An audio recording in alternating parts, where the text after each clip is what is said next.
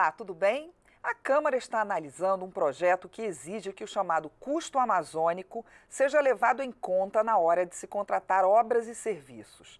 Este custo é composto por fatores que existem na Amazônia Legal, tais como o regime pluviométrico, as dificuldades de acesso, a distância das fontes de matéria-prima, a escassez de mão de obra, as doenças tropicais e outros. Eu sou Mariana Monteiro e converso com o autor da proposta, deputado Enderson Pinto, do MDB do Pará. Olá, deputado, como vai? Olá, Mariana, tudo bem? Um prazer estar aqui com essa oportunidade de falar um pouco sobre a região amazônica. Deputado, já existem normas infralegais em relação a esse custo amazônico, a colocar isso no orçamento e nas obras. Isso tem sido suficiente? Não, é exatamente essa a grande questão hoje do custo amazônico. Historicamente, quando você analisa tanto o ponto de vista do custo dos serviços públicos e das obras e também da prestação dos serviços públicos em todas as áreas, você percebe claramente que os custos da Amazônia são muito maiores, por exemplo, do sul e sudeste do país. Mas na hora de repassar os recursos públicos, não há essa diferenciação. E isso tem causado, obviamente, na Amazônia, sobretudo nos 9 estados que formam a Amazônia Legal, um problema de falta de investimentos públicos, quando você compara com as demais regiões. Porque não é incluído tudo isso, todos esses problemas. A gente precisa, na realidade, aprovar um conjunto de leis para que isso seja mais explícito, porque já existe o fator amazônico, o custo amazônico, mas a gente precisa garantir que estas obras tenham um diferencial, por exemplo, na tabela do SINAP, nos preços dessas obras, para que você seja justo na hora de fazer um processo licitatório. E muitas obras paradas, quando você olha na Amazônia, você observa claramente que grande parte se dá exatamente pela diferença que tem quando um construtor chega na Amazônia para levantar os custos, por exemplo, de logística, para levar os insumos para uma obra, ele acaba viabilizando. Por isso que muitas obras ficam paradas. Por outro lado, nós temos... Então tem muita diferença entre o orçamento inicial e o quanto é gasto depois. Exatamente. Então esse é um problema. O outro problema, historicamente, são os investimentos públicos. Estamos falando aqui do atendimento das obras, como também na prestação do serviço e no repasse de recursos. Por exemplo, na área da infraestrutura, eu poderia citar aqui uma das maiores rodovias do país que atravessa o Brasil de leste a oeste, do Amazonas até Pernambuco, que é a Transamazônica 230, que só no Pará tem 800 quilômetros e 500 metros. Quando você compara com o resto do Brasil, você percebe claramente a falta de investimentos. E, obviamente, que 1 quilômetro de asfalto na Transamazônica é muito mais caro que fazer 1 quilômetro de asfalto, por exemplo, numa BR em São Paulo. Então, esse é o problema. Mesmo sendo contado por quilômetro a estimativa de recursos. Por conta da distância da logística, do material, dos insumos, da matéria-prima, né, que você tem que levar para essas obras. E hoje não há na composição, na realidade, as referências do país, não há uma diferença em relação à Amazônia. Esse é o problema. O outro em relação à prestação e aos repasses federais. Por exemplo, quando você olha na área da educação e analisa o transporte escolar e a merenda escolar, o valor per capita repassado para o Brasil ele é igual para todo mundo. Não há uma lei específica que garanta, por exemplo, o índice diferenciado para a região amazônica também no critério das distâncias, por exemplo. Eu posso citar aqui a região do Marajó, no Pará, que tem aí 17 municípios, em que as escolas dessa região estão 86% na área rural dos municípios, ou seja, você até uma distância. Eu posso citar, por exemplo, quando você olha a cidade de Santarém, você tem rota escolar de 100 quilômetros. Quando você vai para São Félix do Xingu, você tem uma rota escolar de mais de 200 quilômetros. Então isso é complicado. E tem um outro problema na Amazônia, a densidade demográfica. E também muitas vezes é de barco, né?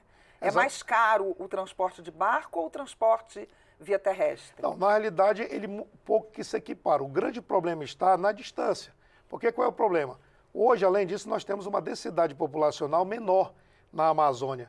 Então, tem muitas escolas que uma sala de aula no interior, 2 salas de aula, que tem um número reduzido de alunos. Mas ela recebe o transporte escolar, por exemplo, mais uma vez o valor correspondente àqueles alunos. Então, isso já é uma dificuldade. Então, todos os municípios da Amazônia acabam enfrentando essa dificuldade porque os recursos nunca são o suficientes. Eu estou citando apenas a questão do transporte escolar, mas isso serve para a saúde, serve para a educação. Por exemplo, o transporte aéreo na Amazônia. Eu estou falando aqui, você pede um resgate aéreo, por exemplo, em São Paulo, você vai no helicóptero 10, 20, 15, 20 minutos, 30 minutos. Estou falando de uma região que o helicóptero tem lugar que ele nem vai, porque a distância é muito grande. Tem que ir numa asa rotativa e não tem a pista do aeroporto para que ele possa pousar. Então, esse é o problema.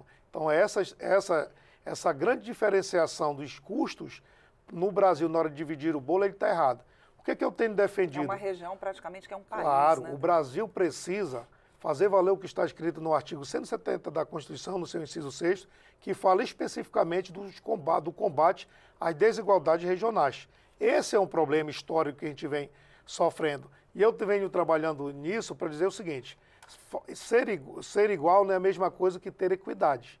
Ser igual é você pegar R$1 milhão, dividir para 10 municípios, 100 mil para cada um, para desenvolver um determinado projeto. Isso é igualdade. Agora, a equidade é pegar esse mesmo R$1 milhão, dividir para 10 municípios pela necessidade de cada um. Aí é diferente, porque são coisas diferentes. Então, o Brasil precisa legislar mais sobre isso, porque nós somos um país continental e a Amazônia, por si só, a gente tem todas essas dificuldades. Eu posso citar aqui também, Mariana, a prestação do serviço público. Olha que interessante, quando você olha para o INSS, inclusive eu quero agradecer ao INSS que está fazendo um grande mutirão no Estado, né? O que é o INSS na nossa região? Por exemplo, uma perícia médica. Hoje, se você entrar no sistema em Santarém, do INSS, e marcar um serviço de perícia médica para um problema que você precisa, você vai marcar de 9 a 10 meses. Muitas vezes ou a pessoa não precisa mais ou até morreu. Essa é uma dificuldade. Mas quando você olha para São Paulo, eu fiz essa pesquisa, é uma semana. Muito mais, quando tarda muito é 12 dias. Então a diferença é muito grande. Então, não só do ponto de vista das obras, do ponto de vista dos repasses dos recursos financeiros, mas também na prestação do serviço público. Então é necessário, essa lei ela vem exatamente ao encontro desse anseio e obviamente que a gente precisa da sensibilidade dos deputados como um todo, porque a gente precisa enxergar o Brasil como um todo e não só uma região ou outra, porque todos são importantes. É impressionante como o nosso tempo acaba rápido. Eu tenho que fazer uma última pergunta. Como contabilizar essas necessidades de diferenciar o orçamento da Amazônia Legal em relação ao resto do Brasil?